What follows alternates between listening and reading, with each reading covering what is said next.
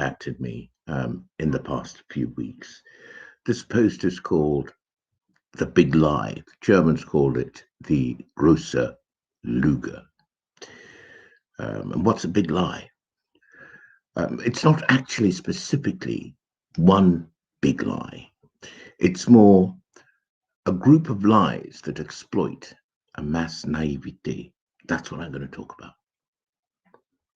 Why am I going to talk about it? Because I must.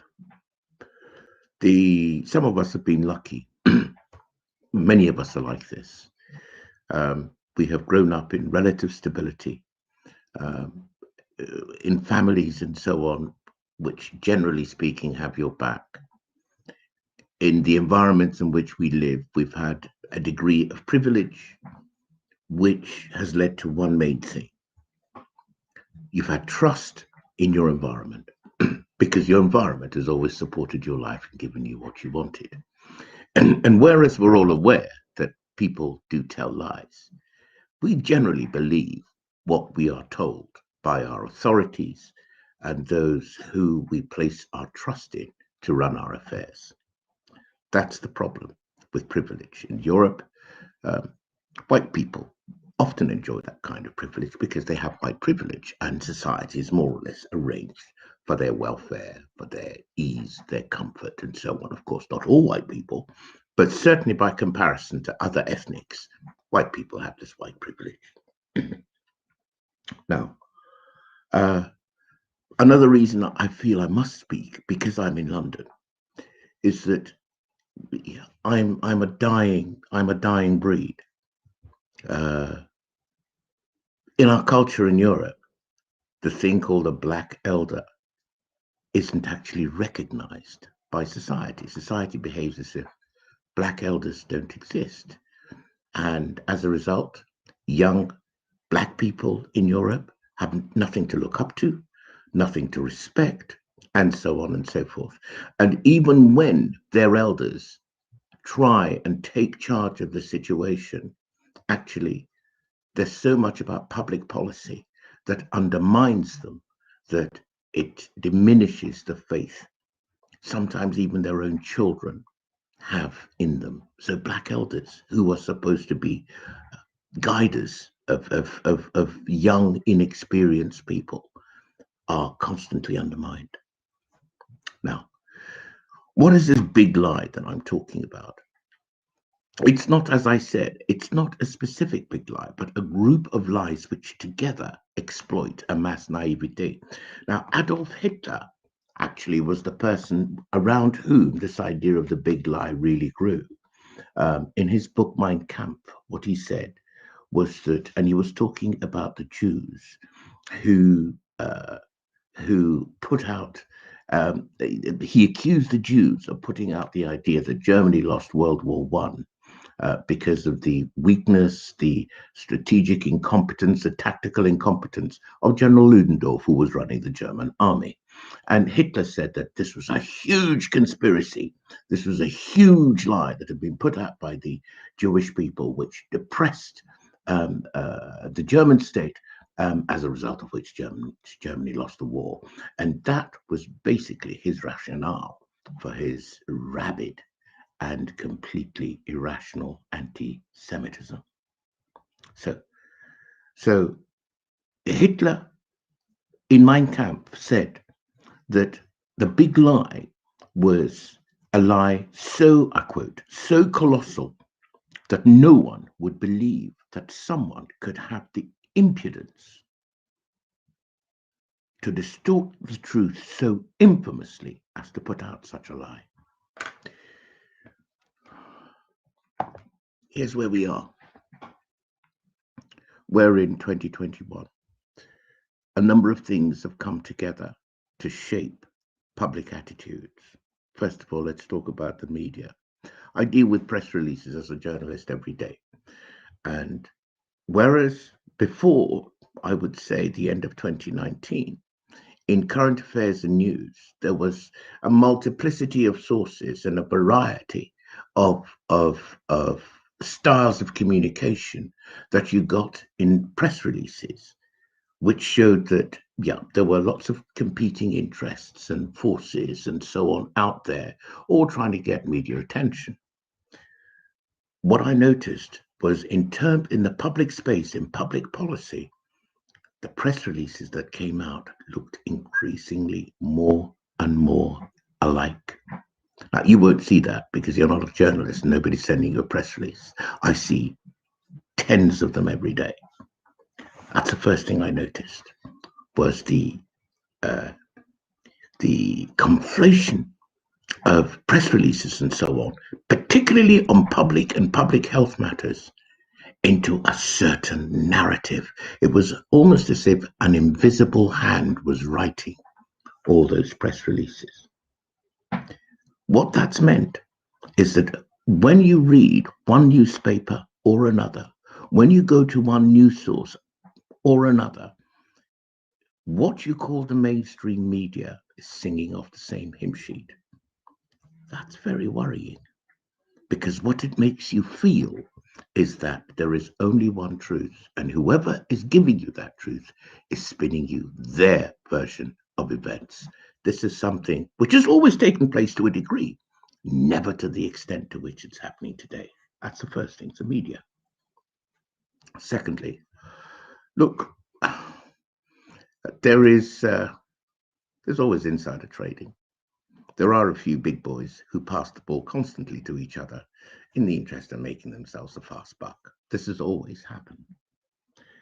But now we see conflicts of interest which are so flagrant, and I won't go into details here, and I'll take it on the chin if you say I'm a conspiracy theorist, but I won't go into details because it's one of the ways in a media-controlled environment, as I've itemized in point number 1 about the conflation of news sources.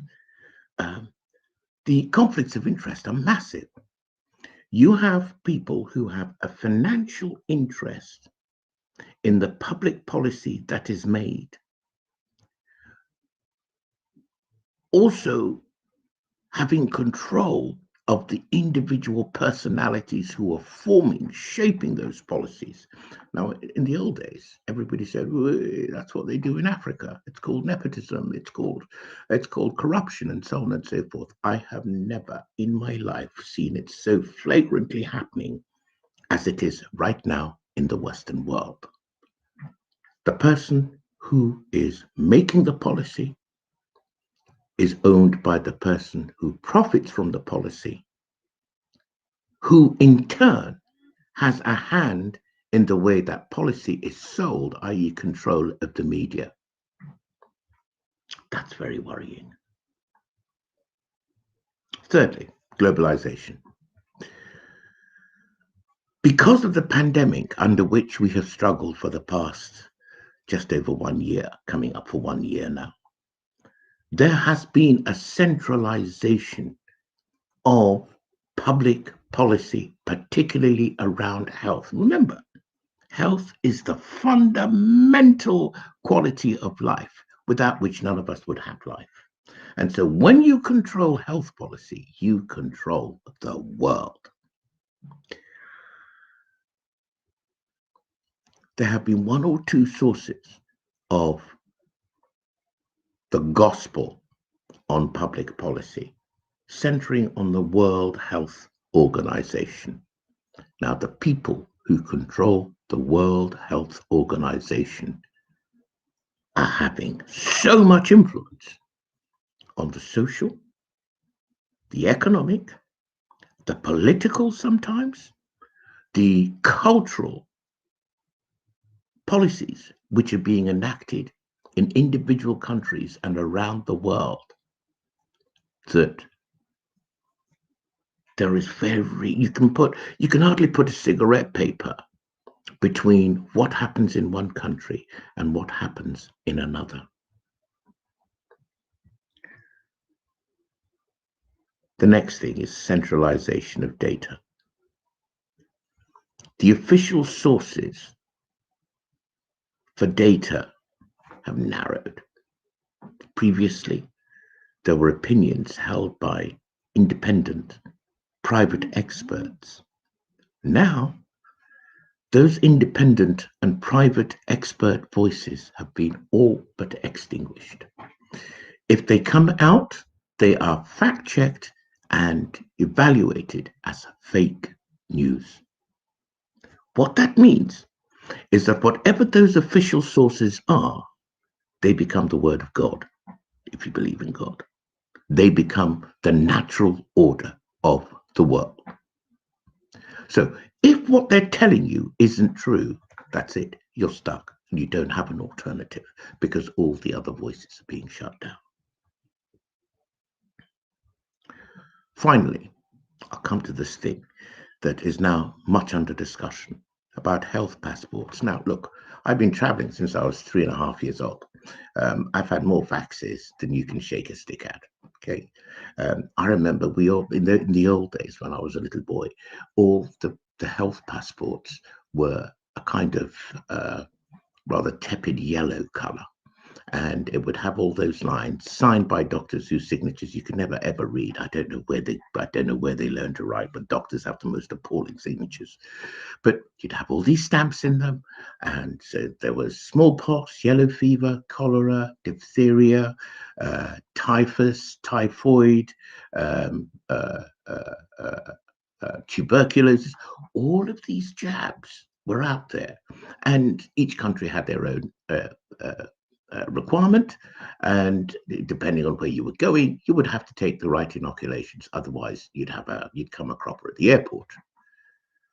Now we're talking about the mandatory application of one specific vaccine. So whereas you could choose which countries you could go to before, if this vaccine becomes mandated around the world, there is one vaccine which gives you the passport to travel on our blue pebble, and that's the COVID vaccine.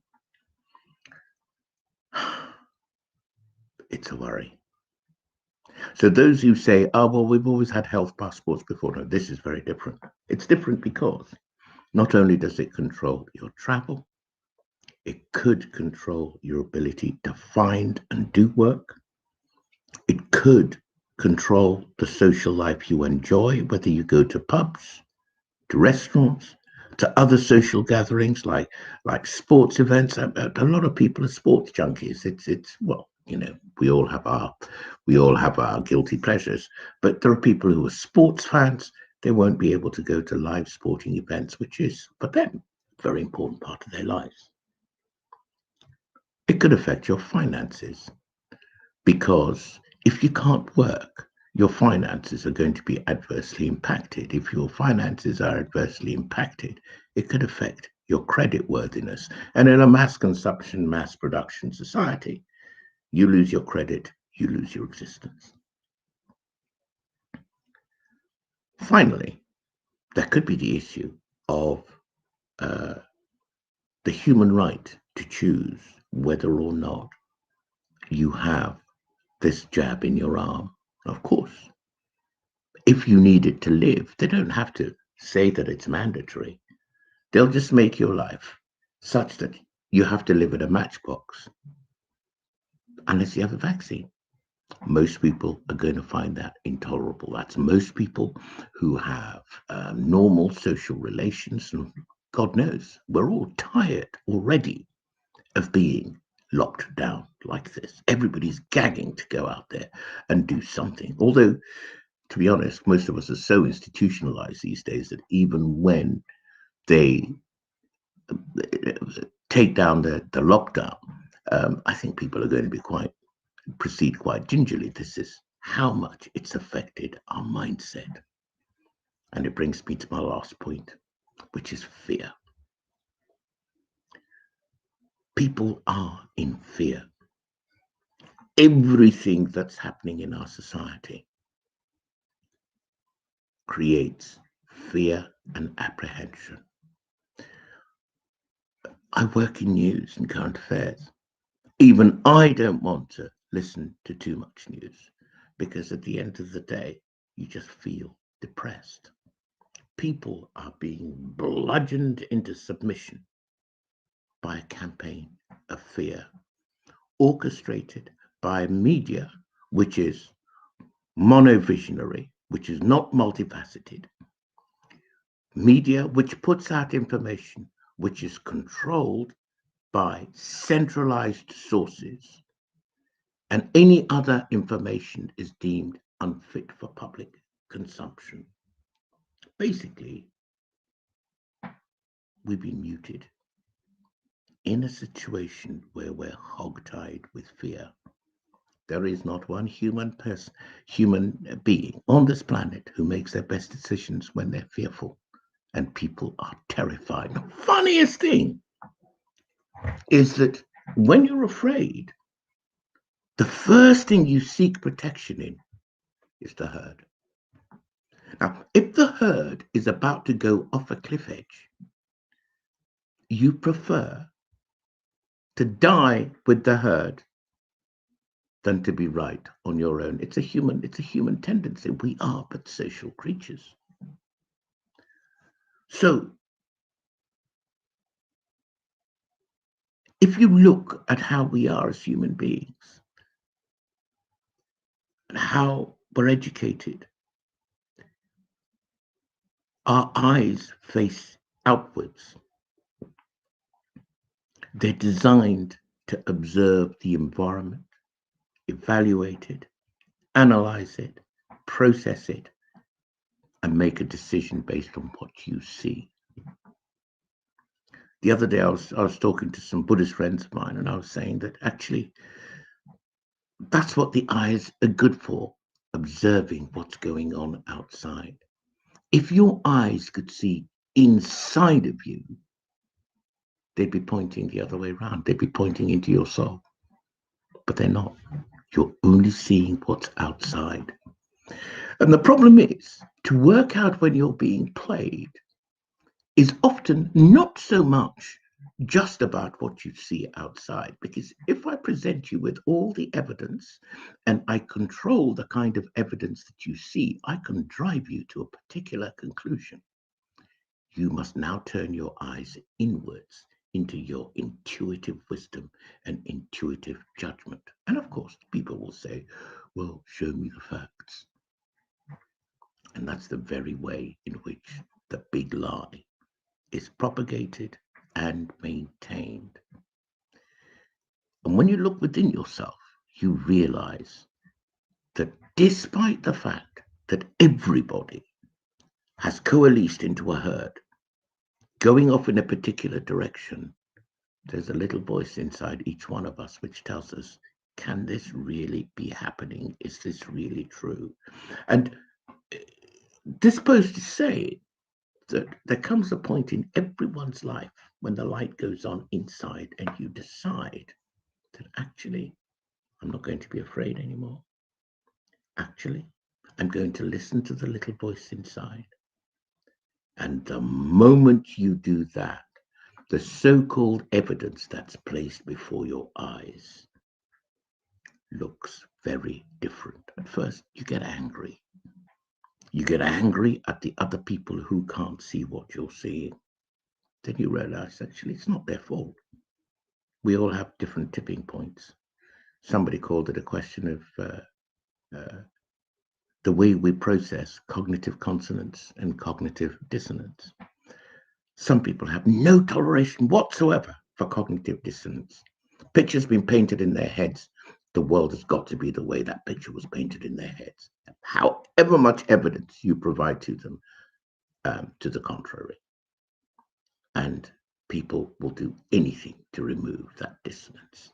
And if it means completely overriding their common sense, they'll just shove their common sense to the side and follow the herd.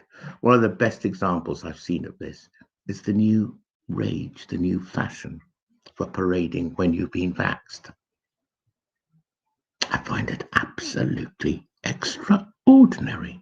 When in my life have I ever had a travel vaccine shot into my arm and made a social point of it on Facebook? It's as if by showing other people that they've been vaxxed, they have proven that I'm a part of the herd. Shocking, and for me, deeply disturbing. I don't like wearing logos anyway. Perhaps that's just me. But I think that when people seek their souls, they will look back on this time and think to themselves, what was I thinking? Because, like everything else in this world, you can push a cork beneath the water. But because of the specific gravity of the cork and that of water, the moment you remove that pressure, it'll pop back up to the surface. You can't make east into the west. You can't make the north into the south. You can't pretend you're not racist when you are. You can do all those things in the short term. But in the end, this thing called cause and effect is horrendously strict. The law of causality is so strict, it can't be bribed. You don't get a bog off, buy one, get one free. It gives you no discounts. And it is completely, utterly uncorruptible because it's in the DNA of life. So there we are. I just want to share with my friends that look inside, because the evidence that's been placed before your eyes only leads one way, and that is towards the behavior of the herd. And the behavior of this herd only started when our media was controlled, when data was centralized, when information became globalized, and when there was this incredible kind of coalition of those who benefit from public policy, being those who made public policy and those who controlled those that made public policy. Something which, in any political system, is considered an act of gross corruption. It's something that we used to do before and hide. Now it's not hidden, it's in plain sight. I'm going to do a post about that a little bit later. So beware the big lie. I think it's being played on all of us. Have a good night.